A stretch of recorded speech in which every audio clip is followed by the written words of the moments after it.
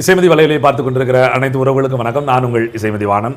இந்த காணொலியில் நம்ம எதை பற்றி பேச இருக்கோம் அப்படின்னு பார்த்தீங்கன்னா, தமிழக வெற்றி கழகம் விஜய் அவர்கள் அந்த வெற்றி கழகத்தோட பொதுக்குழுவை இன்றைக்கு கூட்டியிருக்கிறாங்க. பொதுக்குழுவில் பரபரப்பாக பல விஷயங்களை பேசியிருக்காங்க. எதிர்கட்சி யார் அப்படின்னு பேர் சொல்லாத கட்சியில் இன்றைக்கி பேர் சொல்லக்கூடிய அளவுக்கு விஜய் அந்த இடத்துல பேசியிருக்காங்க. அவருடைய பொறுப்பாளர்களும் அதில் பேசியிருக்காங்க. அந்த பொதுக்குழுவில் என்ன பேசினாங்க, அது அரசியல் என்னவாகப்பட்டது, யாரை பற்றி பேசினாங்க அப்படிங்கிறத இந்த காணொலியில் கொஞ்சம் விரிவாக பார்க்கலாம் வாங்க. அரசியல நம்ம தலையிடணும், இல்ல அரசியல் நம்ம வாழ்க்கையில தலையிடும். தமிழக வெற்றி கழகத்தின் தலைவர் விஜய் அவர்கள் இன்னைக்கு தமிழக வெற்றி கழகத்தோட பொதுக்குழு சென்னையில் நடந்திருக்கு. பொதுக்குழு மிக பிரமாண்டமாக ஏற்பாடு பண்ணியிருக்காங்க. அதுக்கான வேலையெல்லாம் நடந்திருந்தது. அதுக்கு தடை கோரி இருந்தாங்க. அப்புறம் அதுக்கான சிக்கல்லாம் இது பண்ணிட்டு அதை தயார் பண்ணி நீங்கள் நடத்திருக்காங்க. ஏன்னா அது விஜய் பேசும்போது சொல்கிறாரு, இவ்வளோ தூரம் தடைப்பட வேண்டிய அவசியம் என்ன, எந்த மண்டபத்துமே கொடுக்க மாட்டேங்காங்க, மாநாட்டுக்கு இடம் கேட்டாலும் கிடைக்க மாட்டுக்கு, ஒரு நிகழ்ச்சியை நடத்தினாலும் கிடைக்க மாட்டுக்கு, இப்தார் நோம்புக்கே நிகழ்வு கேட்ட இடம் கேட்டால் கிடைக்க மாட்டுக்கு, இவ்வளோ தடைப்பட வேண்டிய அவசியம் என்ன அப்படின்னு ஒரு கேள்வியை முன் வச்சிருக்காரு. எல்லாவற்றையும் தாண்டி விஜய் அவர்கள் என்ன இதில் பேசியிருக்காங்க அப்படின்னா, எதிர்கட்சி முதலமைச்சரே சொல்லியிருக்காரு இல்லையா, ஏன் பேர் சொல்லவே பயப்படுறீங்க, பேர் சொல்ல வேண்டியதானே, பேரே சொல்ல முடியல அப்படின்னு கேட்குறாங்க அப்படின்னு சொல்லி. அதனால் பேர் சொல்லிட்டு என்ன குறைஞ்சி வரீங்க, மாண்புமிகு முத்துவேல் கருணாநிதி ஸ்டாலின் அவர்களே அப்படின்னு சொல்லி, மாண்புமிகு அரசர் குடும்பத்தை அந்த அளவுக்கு அவர் மன்னராட்சியின் ஸ்டாலின் அவர்களே அப்படின்லாம் சொல்லி காட்டி, இங்கே எதிர்கட்சியாக இருக்குது திமுகவும் இன்னும் சொல்லப்போனால் பாரதிய ஜனதா கட்சி தான். இதெல்லாம் விட அவரோட பேச்சோட இறுதியில் என்ன சொல்கிறாருன்னா, இன்னைக்கு இருக்கக்கூடிய அரசியல் டிஎம்கே விசஸ் டிவிகே தான், தாவேகாவுக்கும் திமுகவுக்குமான அரசியல் தான் இங்கே நடக்கு, தயாராக இருப்போம் 2026 பார்ப்போம் அப்படிங்கிற மாதிரி ஒரு வார்த்தைகளை வித்துருக்கார். அதே போல் திமுகவை நேரடியாக எதிர்த்து பேசியிருக்காருன்னு சொல்லலாம். ஒரு பக்கம் திமுக பேரை சொல்லணுமா அப்படின்னு யோசிச்சிருக்காருன்னு சொல்லலாம். என்ன காரணம் அப்படின்னு பார்த்தீங்கன்னா, தமிழ்நாட்டில் எந்த கட்சி ஆட்சி நடத்துது, அதிமுகவா, மத்தியில் எந்த கட்சி ஆட்சி நடத்துது, காங்கிரஸா அப்படின்னு ஒரு கேள்வி எழுப்புறாரு. ஆனால் கடைசி வரைக்கும் அது பதில் சொல்லவே இல்லை. அப்போ ஒரு சில பேர் பார்க்கும்போது சொல்லுது, நீ காங்கிரஸ் பேரையும் அதிமுக பேரையும் சொல்லுறதுக்கு திமுக பேரையும் பிஜேபி பேரையும் நேரடியாக சொல்லியிருக்கலாமே, எதுக்கு எதுக்கட தலையை சுற்றி நாக்க சொல்லணும் அப்படிங்கிற மாதிரியான ஒரு தோற்றம் தான் வருது. ஆனால் விஜய் அவர்கள் அவர் என்ன சிம்பாலிக்காக கேட்குறாரு, அங்கே என்ன ஆச்சு அதிமுகவா, உங்களுக்கே தெரியாது திமுகவானே, அப்போ நாங்கள் ஆளுங்கட்சின்னு சொன்னால் திமுக தானே, அப்புறம் எதுக்கு உங்கள் பேரை நாங்கள் தனியாக வேற சொல்லணுமோ, சரி நாங்கள் சொல்லிட்டு போயிடோம் முத்துவேல் கருணாநிதி ஸ்டாலின் அப்படின்னு சொல்லிட்டு போயிடும், என்ன குறைஞ்சி போயிருப்போம் மோடி ஜி அப்படின்னு சொல்லிட்டு போயிடமே, இப்போ என்ன ஆயிர போகுது அப்படின்னு சொல்றது மட்டுமல்லாமல் இந்த ரெண்டு கட்சியுமே ஒரு கள்ள உறவு இருக்கு அப்படிங்கிறத மறுபடியும் சொல்லியிருக்காங்க. ஏன்னா பிஜேபி என்கிற பிம்பத்தை காட்டி காட்டி இங்கே பயமுறுத்துறாங்க. பிஜேபி தான் ஏதோ இங்கே தமிழ்நாட்டில் உள்ள வந்துடும் அப்படின்னு ஒரு பயமுறுத்தி இந்த ரெண்டு கட்சிக்கும் ஒரு அஜெண்டா இருக்குது. இன்னும் சொல்ல போனால் அண்ணாமலையை அழைத்து விடுவதே திமுக தான் அப்படிங்கிற மாதிரியான ஒரு தோற்றத்தில் அவர் பேசியிருக்கிறாரு. அதில் தமிழ்நாட்டில் சட்ட ஒழுங்கெல்லாம் பாதுகாப்பாக இருக்குன்னு ரொம்ப கேவலமாக பேசாதீங்க, இப்படியெல்லாம் சீப்பாக பேசாதீங்க. நாட்டில் நடக்கிற நிகழ்ச்சியை பார்த்து எனக்கு ஒன்றும் முடியலை, பெண்களுக்கு நான் பாதுகாப்பாக இருக்குது, எத்தனை பேர் போராட்டம் நடத்திட்டு இருக்கு, மீனவர் போராட்டம் மாணவர் போராட்டம் அப்படின்னு சொல்லி வரிசையாக அடுக்கிறாரு. எவ்வளோ போராட்டங்கள் நடக்குது. அப்போ இதெல்லாம் என்ன செய்யுது, இந்த ஆட்சியை புறக்கணிச்சு ஆக வேண்டும், இந்த ஆட்சியை மீட்டெடு, இந்த ஆட்சியிலிருந்து அப்புறப்படுத்தணும். ஒரு நாட்டில் ஒட்டுமொத்த மக்களும் வாழவா, ஒரு குடும்பம் மட்டும் சுரண்டி வாழ்வதா அப்படின்னு சொல்லி திமுகவுக்கு எதிராக நேர ஒரு குண்டை தூக்கி போட்டிருக்காரு அப்படின்னு இப்போ பார்வையாளர்களை அரசியலில் பேசப்பட்டாலும் கூட இதே வார்த்தையை தான் அவர் ஏற்கனவே பல முறை பேசியிருக்கிறாரு. இன்னும் சொல்ல போனால் தமிழக வெற்றி கழகத்தில் மாநாடு மாதிரி முதல்ல நடத்துகிறாங்க பார்த்தீங்களா, வெற்றி கழக மாநாடுன்னு, அதுலேயுமே இதைத்தான் பேசியிருக்காரு. குடும்ப ஆட்சி முறையை ஒழிப்போம், மன்னர் ஆட்சி முறையை ஒழிப்போம் அப்படின்னு தான் சொல்லியிருக்கிறாங்க. அதனால் இது ஒன்றும் புதுசு அப்படின்லாம் சொல்றதுக்கு இல்லை. ஒருவேளை அரசியல் இன்னைக்கு திமுகவோட அவரோட கூட்டணி போக முடியாதுங்க, அவர் ஏற்கனவே எதிர்கட்சின்னு சொல்லியாச்சு, பிஜேபியோட போக முடியாது எதிர்கட்சின்னு சொல்லியாச்சு. அன்றைக்கு அதிமுக பிஜேபியோட கூட்டணி சேரக்கூடிய நிலைமை வந்துருச்சு. இப்போ இவருக்கு எங்கே போகிறதுன்னு தெரியல. அப்போ ஏதாவது தன்னை பற்றி பேச வேண்டிய அவசியம் இருக்குது. இந்த பொதுக்குழுவை அதுக்கு பயன்படுத்தி பிஜேபி பேரும் அதிமுக பேரையும் சொல்லிடலாம் அப்படிங்கிற ஒரு மனநிலையில் கூட விஜய் இந்த வார்த்தைகளை உதித்திருப்பாரா அப்படின்னு தோணுது.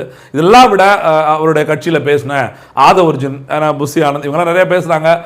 கட்சி எப்படிப்பட்ட கட்சி தெரியுமா, கட்சிக்கு உழைக்கிறவங்களாம் எப்படின்னு சொல்லும்போது ரொம்ப சில்லண்டியா ஆனந்தெல்லாம் ஒரு மாவட்ட கழக செயலாளர் பேரை சொல்கிறாரு. எனக்கு ரொம்ப புல்லரிச்சு போயிடுச்சு. அப்படி புல்லுனா உண்மையில உடம்பு அரிச்சு, ஒரு கட்சி எப்படி இருக்கணும் அப்படின்னா அப்படிதான் இருக்கணும் அப்படிங்கிற அளவுக்கு ஆகிப்போச்சு. என்னன்னா ஒரு மாவட்ட கழக தலைவர் செயலாளரோட பேரை சொல்றாரு, இவர் சோமுவோ ஏதோ கோபு ஏதோ நினைக்கிறேன், மணிக்கு அந்த பேர் தெரியல. அவர் சொல்லும்போது சொல்றாரு, மாவட்ட கழகத்தில்னா இவர் தான் இருக்கணுங்க, எப்படிப்பட்ட ஆள் தெரியுமா, ஒரு அண்ணா என்கிட்ட சொல்கிறார், யார்கிட்ட புஷியானந்த சொல்கிறாரா, அண்ணா நான் ஒரு பலூன் வச்சிருந்தேன்னா அந்த பலூன் பிடிங்கிட்டு போயிட்டாங்கன்னா எனக்கு எப்படியா பலூன் வேணும் அப்படிங்கிற. நான் கூட கேட்டப்ப என்னடா பலூனுக்கு மாவட்டத்துக்கு என்னடா இருக்குது அப்படின்னு தான் புஷியானந்த அதே சொல்கிறாரு, பலூன்லாம் ஒரு பிரச்சனை தம்பி, 1000 பலூன் வாங்கிக்கலாம்ப்பா விட்றா அப்படின்னு சொல்லி சொன்னேன். ஆனால் இது சாதாரண பலூன் இல்லைனே, என் தளபதி எங்கள் வெற்றி கழகத்தோட தலைவர் விஜய் அண்ணாவோட படம் போட்ட பல்லுன்னு அதை பிடிங்கிட்டு யார் காவல்துறையை அறுத்துட்டு போயிடுச்சு இருக்கும். ஏன்னா அவர் நிகழ்ச்சி நடத்துகிற இடத்த சுற்றி பேனர் ஃப்ளெக்ஸ்லாம் அவ்வளோ தூரம் சூரட்டிலாம் அவ்வளோ இருக்குது.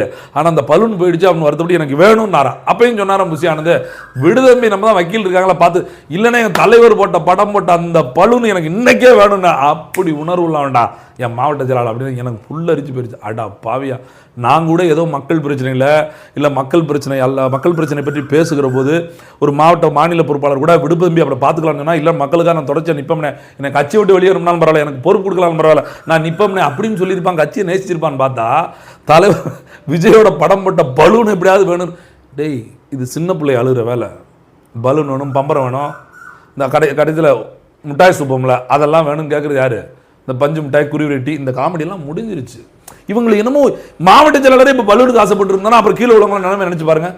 ஏற்கனவே அவங்க கட்சியில் என்ன சொல்லிட்டு இருக்காங்கன்னா, ஒட்டு மொத்தமாக நகர செயலாளருக்கு இவ்வளோ காசு வாங்குறாங்க, ஒன்றிய செயலாளருக்கு இவ்வளோ காசு வாங்குறாங்க, பொறுப்பு போடுறதுக்கெல்லாம் காசு வாங்கிட்டு இருக்காங்க, ஜாதி பார்க்குறாங்கன்னு சொல்லி பெரிய விமர்சனங்கள் போயிட்டு இருக்கு. ஆனால் எதுவுமே நடக்காத மாதிரி இவர்கள் ஒரு பொதுக்குழுவை கூட்டி நாங்களாம் எவ்வளோ சரியாக இருக்க பாருங்கன்னு சொல்லிட்டு அதில் ஒன்று விட்டாரு பாருங்க. அதை ஒரிஜினல் ஒரு ரவுண்டு 70,000 பூத் கமிட்டி இருக்கு இந்தியா தமிழ்நாட்டில். 50,000 பூத் கமிட்டிக்கு நேரடியாக ஆள் போட்ட பார்த்தீங்கன்னா தலைவர் ஆடி போயிட்டார் அப்படின்ட்டாரு. பாவி, உண்மை என்ன தெரியுமா? தமிழ்நாட்டிலேயே இன்றைக்கு அங்கீகரிக்கப்பட்ட கட்சி 10 கட்சி இருக்கலாம், விசிகா நாம் நம்மளோட சேர்த்து. ஆனால் தேசிய கட்சியாக இருக்கிற காங்கிரஸ், பாரதிய ஜனதா, கம்யூனிஸ்ட் கட்சிகளுக்கு கூட தமிழ்நாட்டில் இருக்கக்கூடிய அத்தனை பூத்துக்கும் ஏஜென்ட் கிடையாது, வாக்குச்சாவடிக்கு முகவர்கள் கிடையாது. திராவிட முன்னேற்ற கழகம், அண்ணா திராவிட முன்னேற்ற கழகம் 2 கட்சி தான் முகவர்களே வச்சிருக்கிறாங்க. இப்போ நாம் தமிழர் அந்த இடத்தை நோக்கி முன்னேறி கொண்டே இருக்கிறது. இந்த தடவை போட்டாகணும் அப்படின்னு சொல்லிட்டு அதுக்கான வேலைகளை கட்டமைப்பை அவிழ்த்து விட்டுட்டு இருக்காங்க. ஆனால் நான் இன்றைக்கு தொடங்கின தமிழக டிவி கழகம் சொல்லுது 50,000 பூத்தை போட்டோம் அப்படிங்கிறாங்க. எனக்கு அப்படின்னா அடாடாடா டேய், விஜய் என்னதான் நினைச்சிட்டீங்க? விஜய் அவர்கள் எப்படி என்ன சொன்னாலும் நம்புவாரா? இல்லை விஜயா அப்படித்தானா? இல்லை விஜய் படத்தில் சினிமா படத்தில் வசனம் பேசுறீங்கன்னா அவர் ஒரு வசனம் பேசுறாரு. நீங்கள் என்ன திமுகவை பற்றி சொல்லிக்கிட்டே இருக்காரு.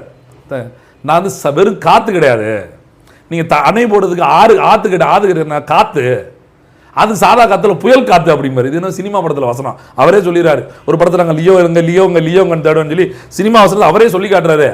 அவர்கிட்டே ஒரு டைரக்டர் மாதிரியே ஒரிஜினல் சொல்றாரு 50,000 பூத்துக்கு ஆள் போட்டேன். அப்பா நெஞ்சோலி வந்து போச்சுட்டு சரி நான் நினச்சிக்கிட்டேன், சரி இவங்கள மாதிரி இருந்துடக்கூடாது, உண்மையிலேயே நம்ம ஆள் போட்டு போய் அண்ணன் நிற்கணும்.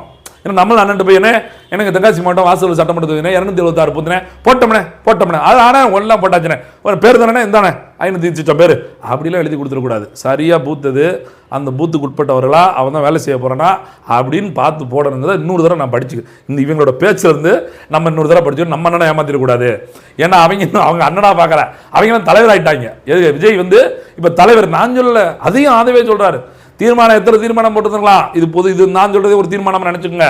இனிமேல் தளபதி யாரும் விஜய் கூப்பிடக்கூடாது, வெற்றி தலைவர் அப்படிதான் கூப்பிடணும் அப்படின்னு. அடே அப்பா கரகோசத்தை பார்க்கணுமா? நெறியாளர்லேருந்து கடைசி வச்சிருக்க பெஞ்சில் உட்காந்துருக்க அவன் வரைக்கும் தலைவரே அப்படி விஜய்க்கு புல் அரிக்குது. அடாடா, தலைவரோட அப்பாங்கிறாங்க, தலைவரோட அம்மாங்கிறாங்க. ஐயோ பாவம், அது ஒன்று தான் கொஞ்சம் பரவாயில்லாம இருந்துச்சு. எதையோ பெத்த தகப்பனும் தாயவாது சொல்ல விட்டாங்களே அப்படிங்கிற மாதிரி. அந்த பொதுக்குழுவே என்னன்னா, திமுகவை சொல்லிட்டோம், பாரதிய ஜனதா கட்சியை பேசிட்டோம், எங்களோட எதிர்கட்சி நாங்கள் சுட்டி காட்டிட்டோம், எங்களுக்கா தெரியாது பேர் சொல்ல பயமா? பாரதிய ஜனதா திமுக ஸ்டாலின் சொல்றாரு நேற்று ஆரம்பிச்சவன்லாம் முதலமைச்சர் ஆயிரான்னு சொல்றாரு. அப்போ அப்படி ஒரு நம்பிக்கை இல்லைன்னா நீங்க எதுக்கு எங்க கட்சி மேல எந்த கட்சிக்கும் கொடுக்காத நெருக்கடி? என்ன எந்த கட்சிக்கும் கொடுக்காத நெருக்கடி? நாம் தமிழர் கட்சியில் நெருக்கடி இல்லாமல் வந்துருச்சா? இல்லை தாவேகா தமிழக வெற்றி கழகம் மட்டும் தான் நெருக்கடியை கையாளுதா? இன்னும் நீங்க தேர்தலே சந்திக்கல சாமி, இன்னும் 8% வாக்குகளே வாங்கல. இப்பத்தானே ஆளுங்கட்சி எல்லாருக்கும் என்னென்ன வேலை திகிடுத்தம் காட்டோன்னு இப்போ தானே இறங்கியிருக்கீங்க. இப்போ சொல்கிறாரு, என்ன சொல்கிறாரு? சினிமா உலகத்தையே ரெட் ஜெயின் தான் கையில் வச்சுருக்கேன். ஏன் போன படம் நடிக்கும்போது சொல்லலை? இதுக்கு முன்னாடி படம் நடிச்சுட்டு இருக்கும்போது சொல்லலை? அரசியல் படத்தை விட்டார், அரசியலுக்கு வந்தவொடனே உங்கள் வாயிலிருந்து ஆதவர்ஜனை சொல்லும்போது வேடிக்கை, அதையும் விஜய் சொல்லலை, ஆதவர்ஜனை விட்டு சொல்ல விடுறாரு. ஏன் சொல்ல வேண்டியதான? பயமா? நாங்கள் கேட்குறோம் பயமா? பேச பேச முத்துவேல் கருணாநிதி ஸ்டாலின் அவர் தான் சொல்றாரு, அதுக்கு நீங்க சொல்லணும். ஏன் ஸ்டாலின் கூட்டு போயிட வேண்டியதானே? அதுக்கு எதுக்கு நீட்டி முளைக்கி பேர் சொன்னால் மட்டும் போதுமா வீராமா அப்படி கேட்டா? நாம் தமிழர் கட்சியை பார்த்து கத்தி பேசுறாங்க, பொதுக்குளத்திலே உயிரை கொடுத்து கத்துறாங்க. அதென்ன பொதுக்கூட்டமா பொதுக்குழுவா? உன்னோட சட்டத்திட்ட என்ன போது, உன்னோட இது என்ன வழிமுறை என்ன கொண்டு வரப்ப அதுதானே சொல்லியிருக்கணும். 2020 திமுக விசஸ் தமிழக வெற்றி கழகம் அப்படி நின்ற முடியுமா? அப்படிதான் உங்களோட வரையறைக்கா. இன்னைக்கு பொதுக்குழுவில் பேசும்போது சொல்றாருங்க, நாம் தமிழக வெற்றி கழகத்தோட ஆட்சி அமைகிற போது, அது எப்படி ஆட்சி? கூட்டணி ஆட்சி அமைகிற போது யாரு கூட கூட்டணி? திமுக உடையவா?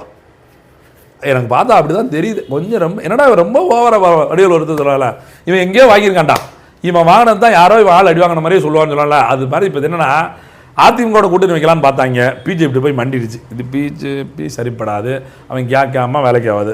இதுக்கு நேரடியாக தமிழக அரசியல நிரந்தர நண்பனும் இல்லை, நிரந்தர எதிரி இல்லை, திமுகவுடைய சரண்டர் ஆயிடலாம் அப்படின்னு தளபதி ஒரு முடிவு எடுத்துட்டார். ஏன்னா நீயும் தளபதி, நானும் தளபதி. நீ அரசியல் தளபதி, நான் சினிமா தளபதி. நீங்க சொன்னதுனால நீங்க தளபதியாவே இருங்க, நான் தலைவராக மாறிக்கிறேன், வெட்டி தலைவர் அப்படின்னு நான் பேரை மாத்திக்கிறேன்னு சொல்லி ஒரு அஜெண்டாவை காட்டி நான் உருட்டுன்னு உருட்டுவேன், நேர திட்டுவேன், நீங்க ஒன்றும் கண்டுக்காம இருக்கிறதா செய்வேமே அப்படி மாதிரிலாம். அந்த மாதிரி ஸ்ட்ரெயிட்டா வந்துருவான். என்ன அந்த பக்கத்தில் வந்து காலில் விழுந்துடும் தலைவா, அது வரைக்கும் ஸ்டாலின் ஸ்டாலின் ஸ்டாலின் ஸ்டாலின் கூட்டுக்கிட்டே இருப்பேன், நேரம் வந்தோன்னா குப்பரை விழுந்துடும் அப்படிங்கிற மாடல்ல ஸ்ட்ரெயிட்டா திமுக கூட்டணிக்கு தயாராயிட்டாரோ அப்படிங்கிறது தான் தெரியும். ஏன்னா எப்படி திமுக விசஸ் தமிழக வெற்றி கழகம் நிற்க முடியும், அப்படியான வாய்ப்பு உங்களுக்கு என்னவா இருக்கு?